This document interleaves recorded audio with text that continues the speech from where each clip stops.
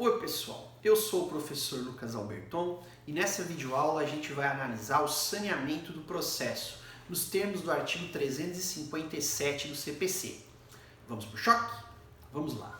Bom, o saneamento do processo sempre será necessário toda vez que o juiz tiver que ingressar na fase instrutória do processo, ou seja, ingressar numa fase que vai haverá a produção de outras provas, a necessidade de produção de outras provas no processo. O saneamento ele vai ser necessário toda vez que não for possível na fase anterior ou extinguir o processo ou julgar antecipadamente o mérito de forma integral.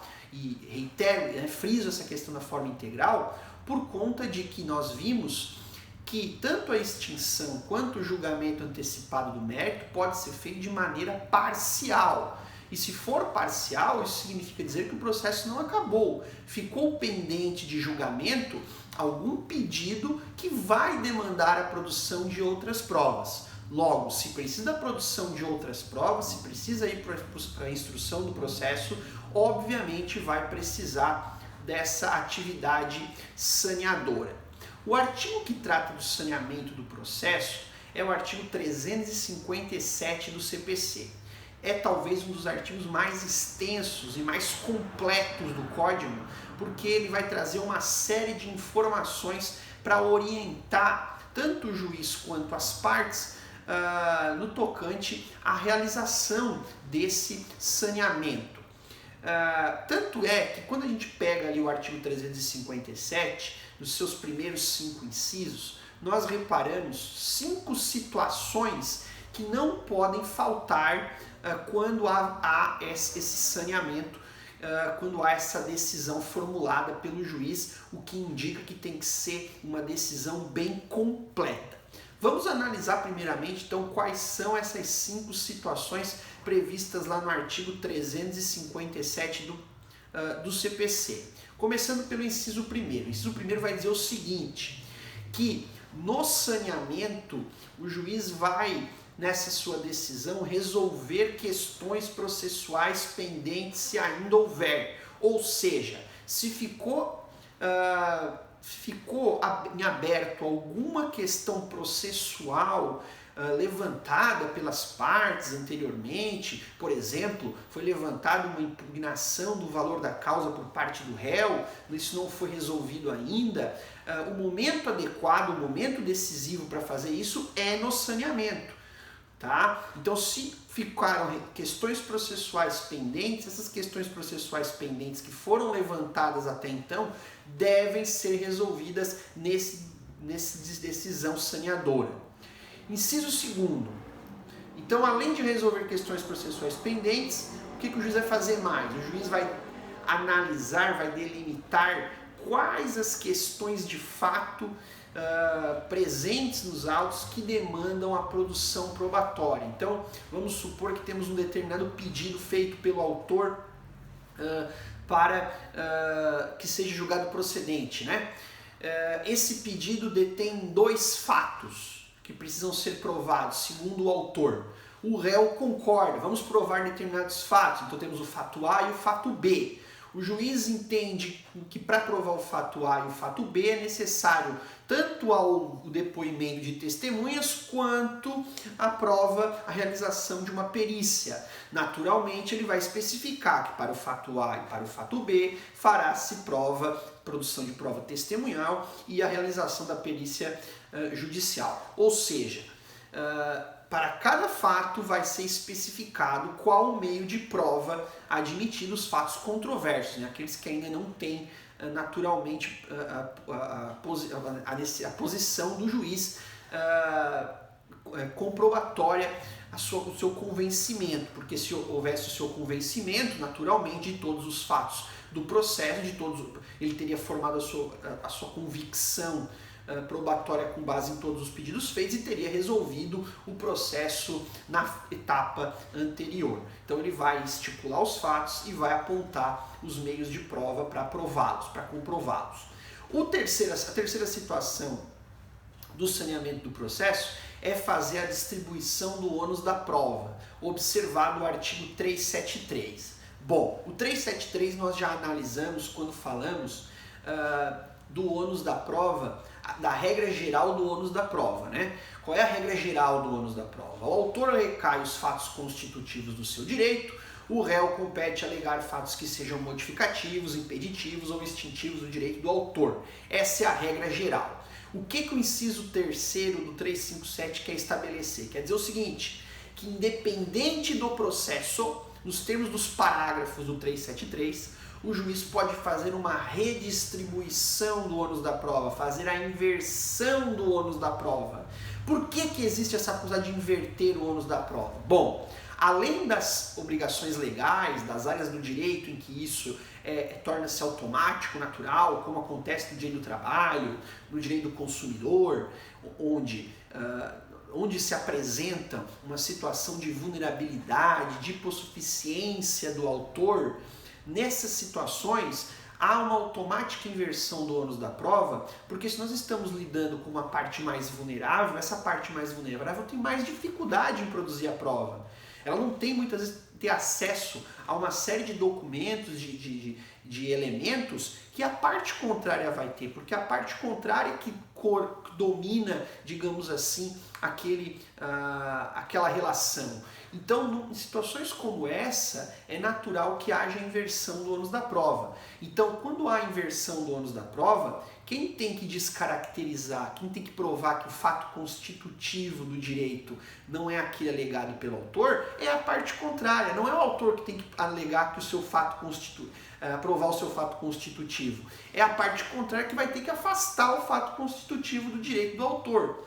Logo, há inversão do ônus da prova. Então, o que diz o inciso 3º do 357? Que se o juiz se convencer em qualquer processo, nos termos do parágrafo do 373, que está lidando com uma parte hipossuficiente, vulnerável socialmente, independente do processo, ficar caracterizados os requisitos lá previstos, ele pode, nessa situação, inverter o ônus da prova. E o momento de fazer isso também vai ser aqui no saneamento do processo, e isso pode ocasionar, ter um impacto direto na produção probatória dali em diante.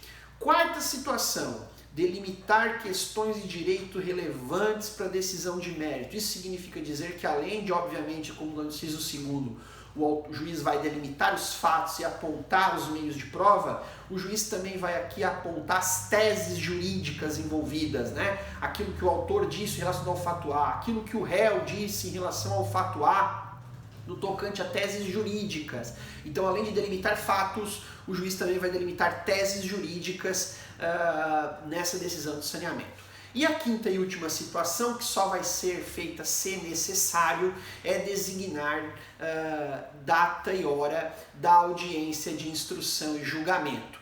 A audiência de instrução e julgamento ela só será realizada se houver a necessidade da colheita de prova oral. Então tem a necessidade de colher o depoimento do autor ou do réu, tem a necessidade de colher o depoimento de testemunhas, sejam testemunhas do autor, do réu ou até do próprio juízo. Havendo a necessidade de colheita de prova oral, há que se designar data e hora para audiência de instrução e julgamento, é o que diz o inciso 5, e naturalmente essa audiência de instrução e julgamento ela vai encerrar a atividade probatória, deixando teoricamente o processo pronto para o juiz julgá-lo. Mas então a última coisa do saneamento é designar essa audiência só se necessário, se houver necessidade da colheita da prova oral. Então sabemos, com base nesses 5 incisos do artigo 357, o que vai contemplar esse saneamento, o que essa decisão de saneamento vai ter. Então, sabendo disso, agora o que nós temos que analisar? É a forma que essas 5 coisas, essas 5 situações serão feitas, a forma em que o juiz vai fazer o saneamento. E o que nós precisamos saber é que esse saneamento ele pode ser feito de 3 formas. 3 são as formas para fazer o saneamento do processo, para identificar aquelas 5 coisas ali previstas no artigo 357. Primeira forma de fazer o saneamento, a mais comum, a regra geral, aquela que é mais básica, é a do parágrafo 1º. O juiz faz o saneamento de forma isolada, sozinho, ele no seu gabinete, no silêncio do seu gabinete, o juiz faz o saneamento, faz um despacho muito completo, uma decisão muito completa, abordando aquelas 5 situações do 357 e manda intimar as partes a respeito desse saneamento feito por ele. O que vai dizer o parágrafo 1º com base nisso? Que, feito o saneamento, as partes, uma vez intimadas delas, poderão se manifestar em até 5 dias, tem prazo comum de 5 dias, para se manifestar pedindo algum esclarecimento, algum ajuste sobre alguma dessas 5 situações previstas no artigo 357. Então fez o saneamento sozinho, isoladamente, a forma isolada, as partes vão ter 5 dias para se manifestar, pedir algum esclarecimento, algum ajuste sobre o saneamento. Quer dizer, professor, que não cabe recurso dessa decisão? As partes não podem se provocar, podem interpor algum recurso porque não concordam com o saneamento feito pelo juiz? Aqui tem uma coisa peculiar que deve ser guardada. Então guarde essa informação. Só existe uma coisa dessas 5 que o juiz faz no saneamento que a lei vai estabelecer a possibilidade de fazer recurso. Só existe uma coisa. E que coisa é essa? É a do inciso 3º do 357, quando o juiz define a distribuição do ônus da prova. Isso significa dizer que se o juiz fez o saneamento, vamos supor que ele fez a inversão do ônus da prova, a parte ré não concordou com essa inversão do ônus da prova, ela não precisa nem pedir algum esclarecimento ou ajuste nesses 5 dias, ela vai poder interpor um agravo de instrumento em até 15 dias para que o tribunal, se for o caso, reforme este ponto da decisão de saneamento do juiz. É a única situação que cabe recurso por ambas as partes. É quando o juiz se manifesta sobre a distribuição do ônus da prova, porque isso é a única situação que está previsto expressamente lá nas hipóteses de cabimento do agravo de instrumento do artigo 1015 do CPC. Portanto, se o juiz definir a distribuição do ônus da prova, fazer essa inversão dentro da decisão de saneamento, as partes poderão interpor um agravo de instrumento no prazo de 15 dias, caso não concordem com essa distribuição do ônus da prova. É a única situação que cabe recurso. Todas as demais só cabe esse pedido de esclarecimento, de ajuste, nos termos do parágrafo 1º do artigo 357. Então a primeira forma de fazer o saneamento é o saneamento isolado, que o juiz faz sozinho, deu a decisão, as partes podem se manifestar, e aí com essa exceção de que somente no tocante à distribuição do ônus da prova, as partes podem interpor o seu agravo de instrumento. Segunda forma de fazer o saneamento, a do parágrafo 3º do 357, seria o saneamento compartilhado. Como assim compartilhado? O que diz o parágrafo 3º? Diz o seguinte, que se essa causa apresentar uma alta complexidade em matéria de fato, de direito, tá? O juiz pode sentir a necessidade de fazer esse saneamento em conjunto com as partes. E se ele sentir essa necessidade, ele vai designar uma audiência própria para fazer o saneamento.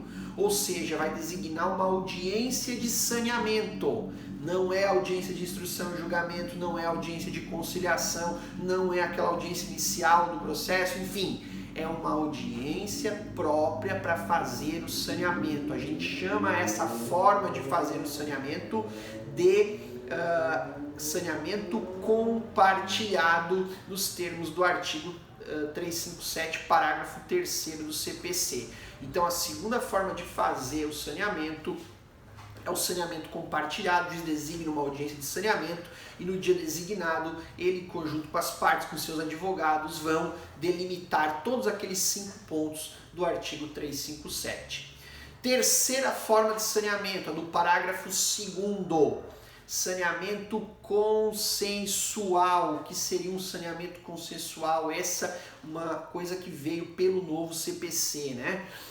Que obviamente não é usual, talvez leve um bom tempo para isso pegar. Como seria esse saneamento consensual no País das Maravilhas, né? Se a coisa funcionasse de fato. No saneamento consensual, as partes se reúnem, tá? Digamos extraprocessualmente, enfim, elas formulam o saneamento, elas delimitam aquelas 5 coisas, estabelecem um calendário para a realização dos atos processuais dali por diante e simplesmente levam a juízo para o juiz homologar essa decisão. Então, no saneamento consensual, a terceira forma, as partes consensualmente fazem esse saneamento, elas delimitam aquelas 5 situações do 357 e levam simplesmente para o juiz homologar. Óbvio, o juiz não é obrigado a homologar, pode encontrar alguma questão processual ali que impede essa homologação, vai ter que levar de volta para as partes resolverem, corrigirem, mas se homologar, o juiz é obrigado a seguir até o final o que foi delimitado pelas partes, por seus advogados, nesse saneamento consensual. Então, a terceira hipótese de saneamento, essa que não é tão usual, mas há uma previsão legal para isso, é a forma do saneamento consensual nos termos do artigo 357, parágrafo 2º. Então, 3 são as formas de saneamento: isolada, compartilhada e consensual. Uma vez feito o saneamento, tá? A gente diz que o processo fica estabilizado. Uma das consequências desse processo estar estabilizado é que, por exemplo, não se pode mais alterar nem causa de pedir, nem pedido. Então, quando nós vimos lá a questão do pedido, nós vimos que até o saneamento o autor poderia alterar a causa de pedir e o pedido desde que houvesse o consentimento do réu. Uma vez feito o saneamento, ainda que tivesse consentimento do réu, não pode mais alterar a causa de pedir nem pedido. Por isso a gente diz que a decisão de saneamento ela estabiliza o processo, dali por diante vai seguir tudo que essa decisão delimitou. E para fechar o saneamento do processo, importante só situar o que fala alguns parágrafos dali por diante, do parágrafo 4º ao parágrafo 9º.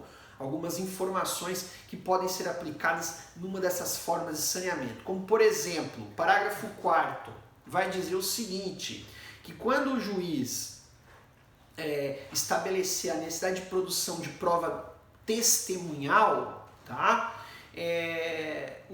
As partes, o juiz vai fornecer, né, vai conceder um prazo não superior a 15 dias para que as partes apresentem o seu rol de testemunhas. Então ficou delimitado que vai ter produção de prova testemunhal. Feito o saneamento, o juiz vai conceder prazo de 15 dias, não superior a 15 dias, para que as partes apresentem o seu rol de testemunhas. Agora, se for feito esse saneamento de forma compartilhada em audiência de saneamento, as partes devem já levar para essa audiência o rol de testemunhas